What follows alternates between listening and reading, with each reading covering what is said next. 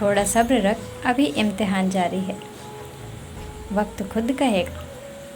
चल, अब तेरी बारी है। व्यक्तित्व में थोड़ी सी कठोरता भी आवश्यक है।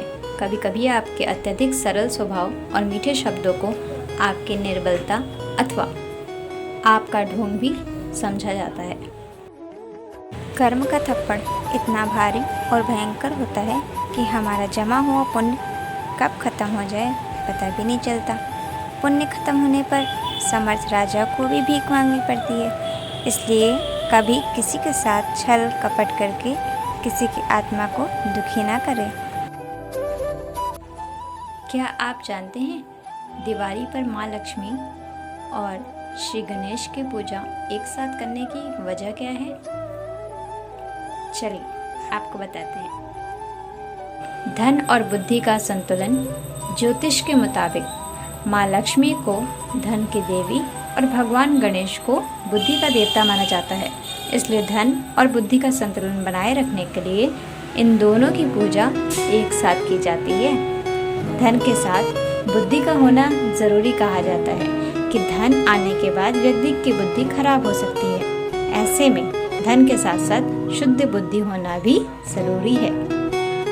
माता लक्ष्मी का वरदान। पौराणिक कथाओं के मुताबिक माता लक्ष्मी ने भगवान गणेश को वरदान दिया था कि जो भी उनकी पूजा गणेश जी के साथ करेगा तो लक्ष्मी अवश्य उसके घर आएंगी। सुख, समृद्धि और शांति। हिंदू धर्म में माना जाता है कि भगवान गणेश और माता लक्ष्मी की पूजा करने से घर में सुख समृद्धि आती है और परिवार में शांति बनी रहती है। एक तपस्वी अपने उपदेश में शिष्यों के बार बार कहता, कण कण में भगवान है। संसार में ऐसी कोई वस्तु और स्थान नहीं है जहाँ भगवान ना हो।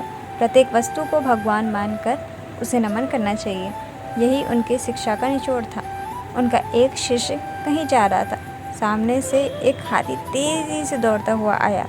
महावत लगातार चिल्लाया जा रहा था, हट जाओ, हट जाओ, हट जाओ, हाथी पागल हो गया है। शिष्य को गुरु का कथन याद आया।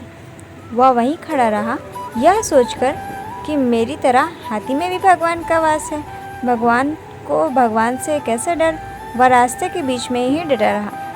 यह देखकर महावत क्रोध से चिल्लाया, हट जाओ, क्यों मरने पर तुले हो? फिर शिष्य अपनी जगह से एक अंगुल भी इधर से उधर नहीं हुआ। पागल हाथी ने उसे सूंड में लपेटा और घुमाकर फेंक दिया।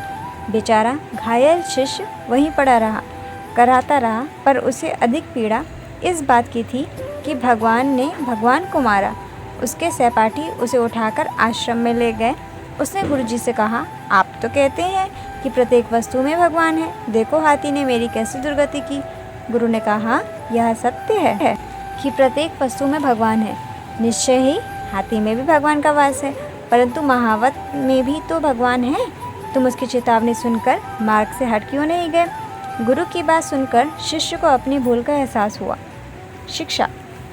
किसी शिक्षा को आधी अधूरी समझकर उसे प्रयोग में लाना बुद्धिमानी नहीं, मूर्खता होती है।